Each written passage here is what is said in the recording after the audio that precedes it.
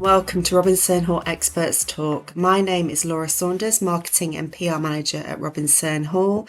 And today, on the 10th of June, I'm going to be talking about having trouble gaining planning permission. I have Robinson Hall's Principal Planner here with me today, Abel Bunu. Abel has over 22 years' experience working in the world of planning. He has also previously worked for Central Bedfordshire and Stevenage Council, so is aware of how the local planning authorities work and the process in which planning applications are determined.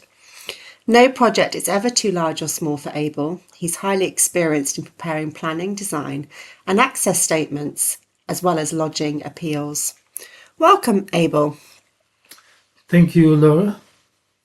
So first things first, for any listeners that aren't sure, what is a planning appeal? A planning appeal refers to the process of challenging a local planning authority's decision. So this is done by an aggrieved party. If they are not happy with the decision from the council, they can lodge an appeal to the Secretary of State, who then in turn appoints an independent inspector to look into the case. But one thing that I would want to emphasize is that the right to appeal only applies to the named applicant in the application form. If you are a third party and you wanted to challenge the council's decision, the separate process that you can get involved in is called a judicial review process. Okay. Which you have to mount through the High Court. Mm-hmm. But today we're just going to focus on appeals that are related to applicants. Yeah. And in the case of, say, an enforcement notice, yeah, whereby an allegation has been made against you, then you can challenge the enforcement notice through several grounds. Okay. Do you find planning applications often have the same reasons for refusal? My answer to that is an emphatic no, for the simple reason that every application is different, so the reasons for refusal are also bound to be different, because as the saying goes in planning, every application is decided on its own merits. Yeah. So, for instance, a reason for refusal could relate to insufficient information having been submitted by the applicant or the agent. Yeah. Or it could relate to substantive matters like the principle of the development not being acceptable. Mm-hmm. Or it could relate to design not being acceptable or not being sympathetic with the character of the area. So it all varies. Great. So you alluded earlier on about there being different types of appeals. Talk me through them. Oh, thank you. Yes, appeals can also relate to enforcement appeals.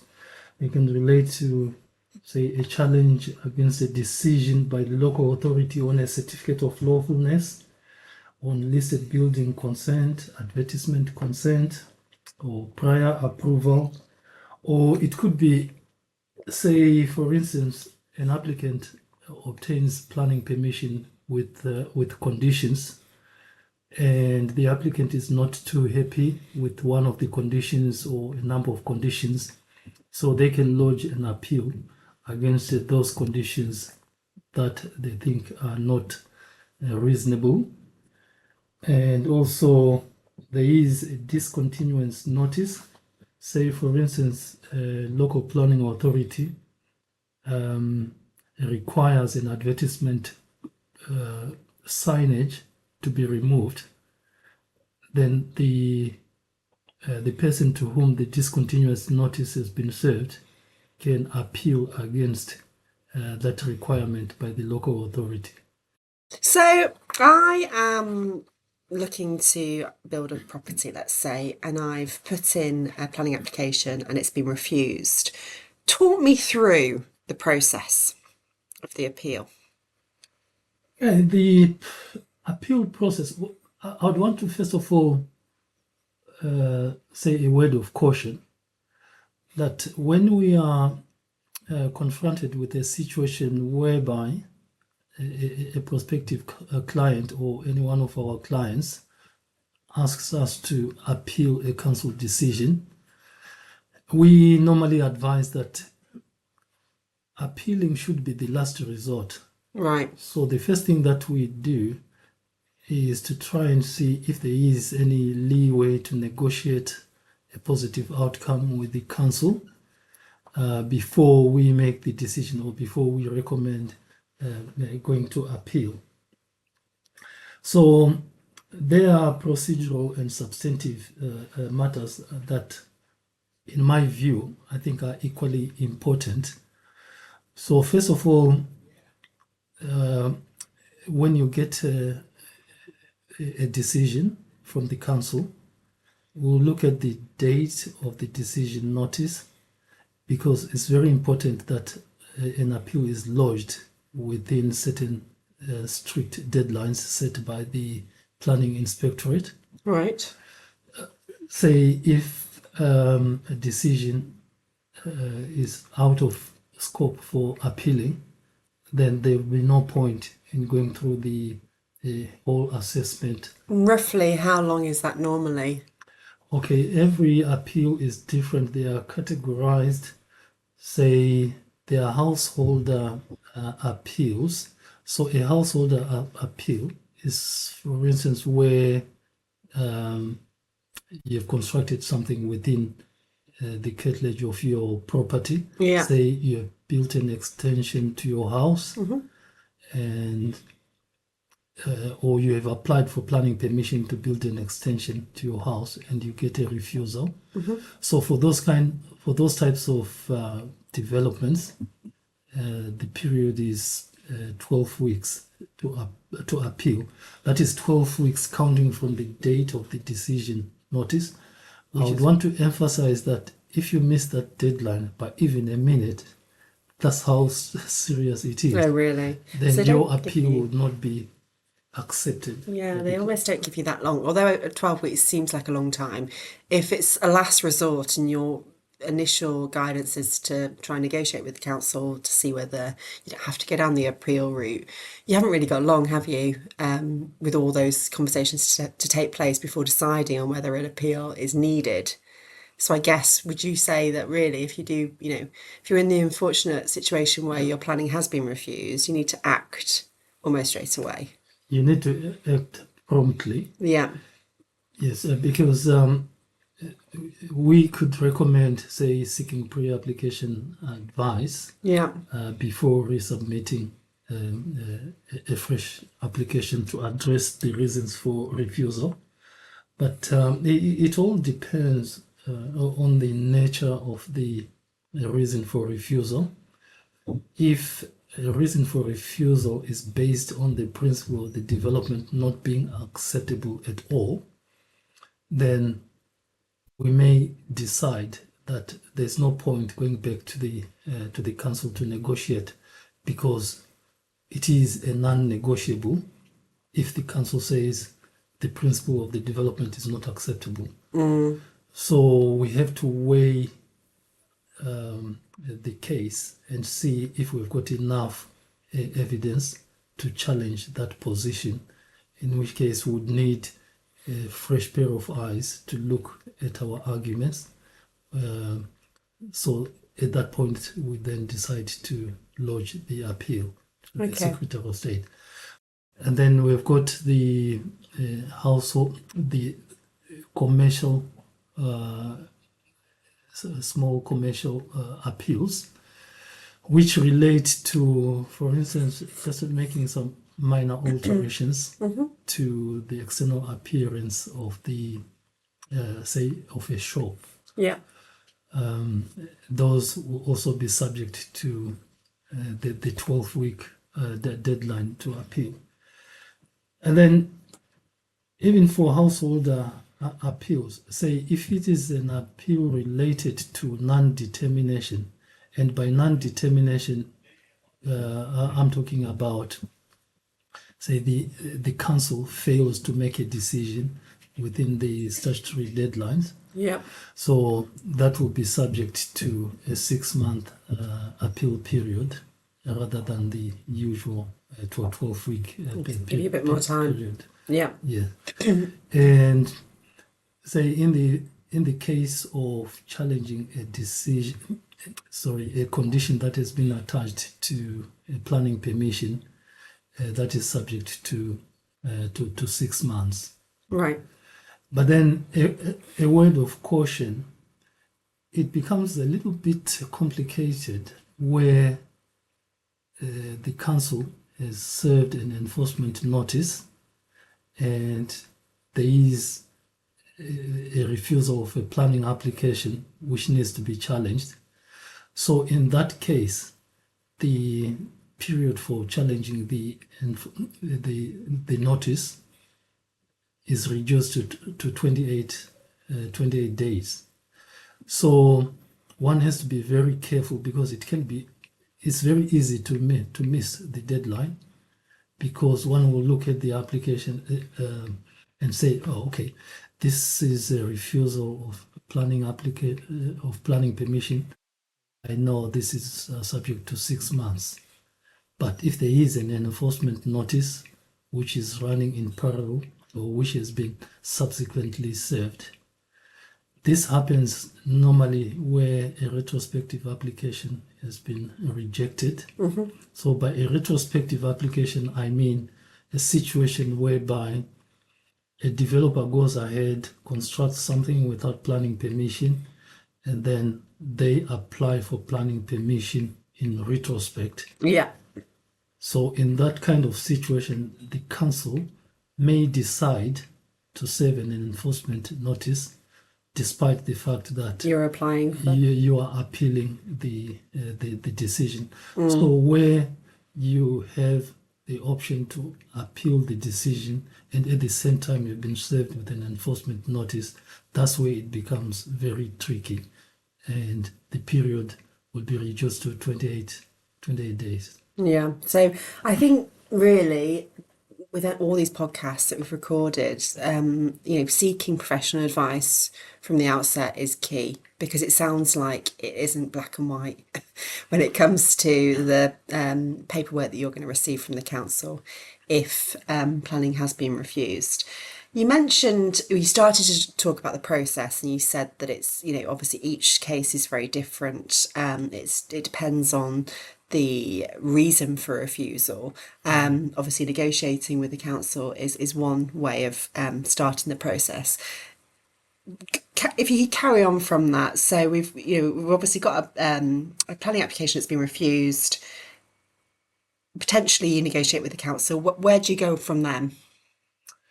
Okay, negotiating with the local authority, I would say at Robinson and Hall, we give that priority. Yeah. Simply because just going to appeal straight away without trying to resolve the matter with the local authority, it comes with its own baggage. So, for instance, the process can be costly and also in terms of the time that it takes for an appeal to be turned around by the planning inspectorate.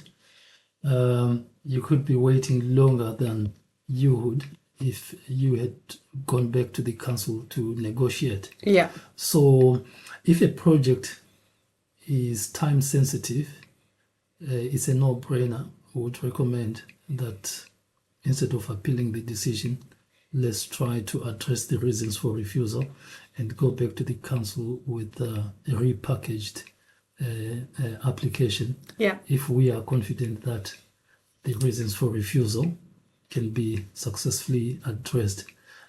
As of now, there is no fee to be paid to the planning inspectorate to lodge an appeal. Yeah. But one has to be mindful of our fees. Yeah. So it might be a case of mounting costs with at times you can't even guarantee that the inspector is going to overturn the council's reasons for refusal. So you have to go back to the planning process again and maybe repackage the application even after the appeal process, which is why we take it very seriously before we advise whether to appeal or to seek further negotiations with And I the guess council. as well, with your experience, Abel, you've sat on both sides of the fence, if you like. So you've worked for the council, so you've been the one accepting and rejecting applications, as it were. But you've also you're now and you've got years of working in planning, preparing applications. So I guess from your experience, you'll know. I would guess from previous projects what is likely to be accepted if you were to appeal again, so you know whether the client is wasting their time or not. Yeah, that's true. Because initially, when we get a request by our clients to consider appealing the decision, because normally when a client approaches us with that kind of request, we know, of course, they are an aggrieved party. They are not Yep. happy with the decision. But we try, first of all, to contain their expectations Yeah. and be as realistic as we possibly can be and say it as it is. If we think there is no chance of succeeding on appeal, we'll be very frank with our clients. Yeah. Let me just round off this section by talking about the different types of appeals that one can pursue. Okay. There is the most common one is the written representation, which is an exchange of arguments between the parties, which means if we are instructed as the agent for our client, we exchange arguments with the council, and yes, that's in terms of costs, I would say that's the least expensive Right. of them all. There are three types of appeal procedures. Okay. And there's the hearing or informal hearing, whereby parties come round the table and debate the case. And then we have the public inquiry. The public inquiry is mainly for very complicated cases. It could be, say, a refusal of planning permission for X number of houses, say 400 houses. Yeah. And also for a public inquiry, it does not necessarily have to be in terms of the quantum of the development. It can be in terms of the evidence that needs to be cross-examined between parties. Right. Say, for instance, in the case of a certificate of lawfulness, an inspector may decide that he would want to cross-examine witnesses. So he has got the leeway to change the appeal procedure. Even as an appellant, if you select a written representation as your preferred option, the inspector can change that to something else, to a hearing or a public inquiry. Okay. Yeah, depending on the evidence that you would want to extract from the witnesses. So yes, those are the three types of appeal procedures. And before we recommend going to appeal, we'll be mindful of the costs that go with each and every one of those appeal procedures. But yes, a written representation in the first instance is the commonest of them all. Yeah. And is that basically, as you've explained, just going back and providing more evidence and almost resubmitting the application? Yeah, and with written representation, you've got a timetable that is set out right from the word go. and every party has to adhere to that timetable. Right. If you miss any element of that, any deadline, then unless you've got exceptional reasons why you have missed that, the inspectorate would not normally accept any late evidence. And I would say a timetable is set out even for an informal hearing and a public inquiry. So it's a So bit of a plan. the same rules apply. Yeah. Every party has to adhere to the timescales. Okay. You can appreciate that there's so much to take in, even before we can come to a conclusion as to what is the best course of action. So we don't just look at an applicant's request to appeal and then say, yes, we are going to. Yeah, you look at the planning application and determine why it's been refused and why it's been refused, and and we look at the client's circumstances and try as much as possible to we do our best to get the best out of for our client. yeah, no, that sounds good. So obviously you've got a lot of experience with working with planning applications and appeals. Tell me about some success stories. Because success comes in various forms. Let me explain what I mean. First of all, every client of ours expects an outright decision in their favor, Yeah. which means an appeal has been allowed and planning permission granted by the planning inspector. That's what everyone would aim for. Yes. Yeah. But then there's a situation whereby an inspector could dismiss an appeal. But if you have been challenging several grounds and the inspector agrees with you on, say, 1, 2, 3 grounds, but dismisses the appeal on a single ground, in my view, that is success. What we then do is check if we can do something to address that reason for refusal, Yeah. and then advise our client that the best course of action would be to repackage the application and address the sole reason for dismissing the appeal. That is, if the inspector has not dismissed the appeal on matters of principle. In this case, the examples that I'm going to give are cases where there's been an outright success in the sense that the appeals were allowed. Brilliant. And we are not talking of any middle line position. It's a clear case of planning permission having been granted by the planning inspector. Great. So the first example that comes to mind is an application for permission in principle that we submitted to Huntingdonshire District Council. It involved the redevelopment of a group of agricultural buildings to residential use. So these buildings fall within the curtilage of a listed building, and the point of dispute with the council was that the planning officer requested a heritage impact assessment because of this So the fact they were listed. location of the site within Right. the curtilage of a listed building. Yeah.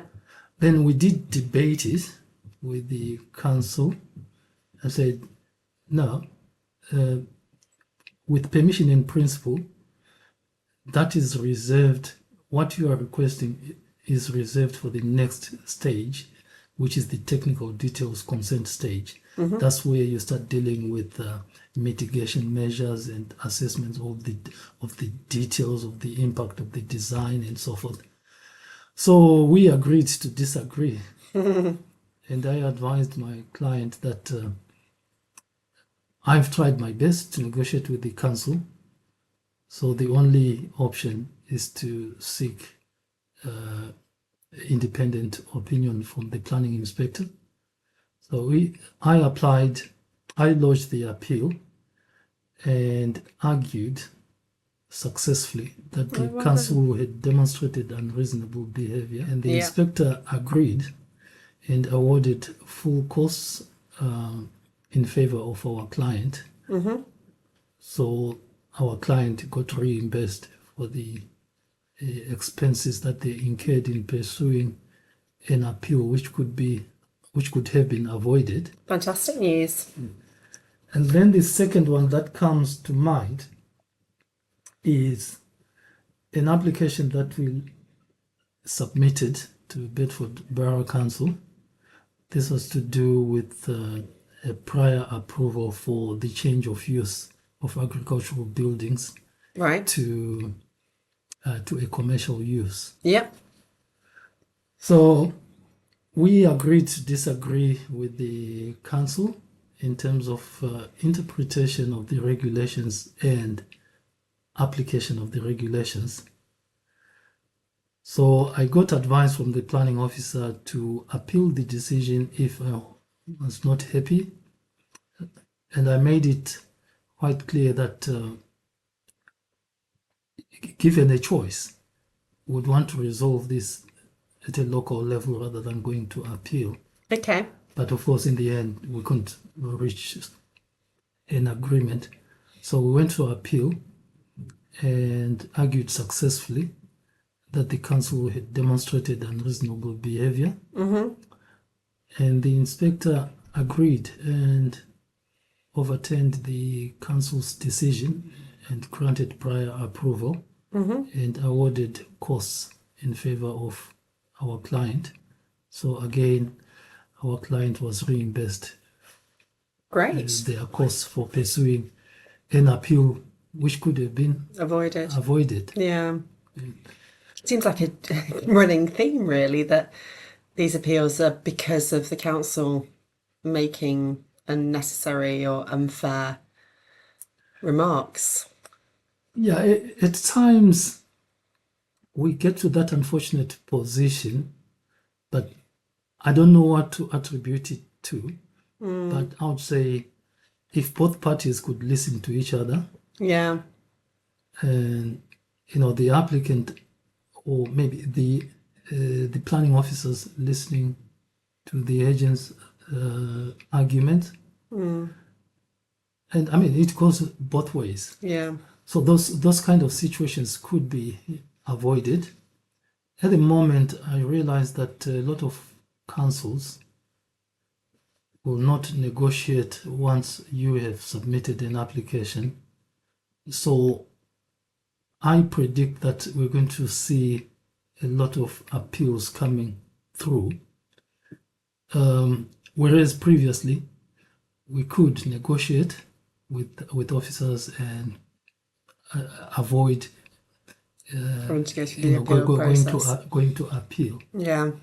But because the government has given the councils powers to say, once an application has been submitted, councils cannot accept any substantive information during the life of the application. Right. Some councils take that government advice literally, Yeah. and you find officers who do not accept any further negotiations Okay. or any further information. Even if that additional information could resolve matters, some officers will say, no, this goes beyond the information that we could accept once an application has been submitted. I've just explained about the Class R, which is the change of use of agricultural buildings to commercial use. We've also got a category of a change of use from an agricultural building to residential, which is generally referred to as a Class Q, prior approval. And this was to do with an application I submitted to Huntingdonshire District Council. Yeah. And the main point of dispute was the structural integrity of the building. The officer argued that we didn't submit a structural survey report done by an engineer, so therefore they could not be certain that the building could be successfully converted and changed use from agricultural use to a dwelling Yeah. without the need for complete rebuilding or reconstruction. Okay.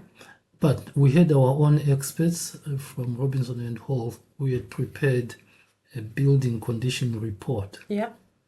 which the officer failed to take full account of. So we went to appeal because of that The dispute, information was already there. and the inspector disagreed with the council and agreed with the conclusions of our own experts Good. and overturned the council's decision. Great. But in this particular case, although we applied for costs, the inspector did not award for full costs. It's a shame. It You win is a some shame. and lose some, I Although guess. the inspector accepted the fact that the council did not provide their counter evidence to dispute the conclusions of our own expert. Okay. Well And done. then the last one, I'm just trying to show you the range of appeals that we You've deal with. worked on. We are not only focused on, say, householder appeals or, say, commercial appeals. It's a whole range. Anything to do with planning, Yeah. yes, we can handle. So the last example I'm going to talk about relates to an application for a dog walking field, Right. which I submitted to Central Bedfordshire Council. And the point of dispute was the location of the dog walking field in the open countryside. So the officer's argument was that it's not a sustainable location, which I found a little bit bizarre, because in the open countryside, that's where you have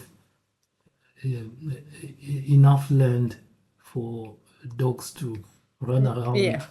chasing each other and that kind of thing. But the officer said, no, it's not a sustainable location because any users of the facility will have to travel by private means of transport, which is not a sustainable mode of transport. Crazy, isn't it? Yes, and also the impact on the character of the countryside. And I was thinking, no, this is very much appropriate to the countryside. You Yeah. can't have this in an urban area No. or very close to people's houses. You're going to have issues like noise and everything else that goes with dog walking. I don't think many people that will be walking their dogs or training their dogs would also go via public transport. So it seems like they're just trying to find fault with something that is very legitimately fine.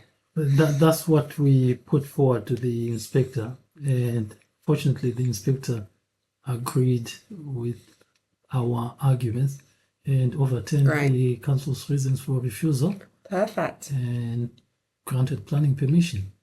Excellent. Well, I'm very delighted to hear the variety of success stories that you've just provided.